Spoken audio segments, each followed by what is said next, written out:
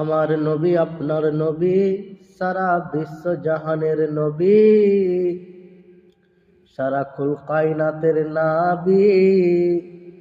সাহাবায়ে কেরামগণকে নিয়ে বক্তব্য নবী আমার দিচ্ছেন, সাহাবারা শ্রবণ করতে আছে। নবী আমার বলেন, ও আমার সাহাবা শোনো,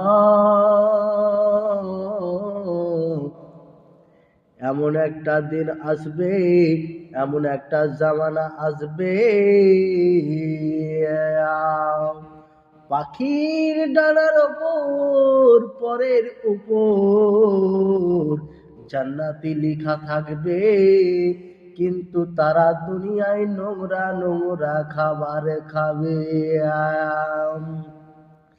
সাহাবারা বললেন, ইয়া রাসূলুল্লাহ, ইয়া হাবিবাল্লাহ, নবী গো, জান্নাতি লেখাও থাকবে, আবার এরা নোংরা নোংরা খাবার খাবে, ব্যাপারটা বুঝতে পারলাম না।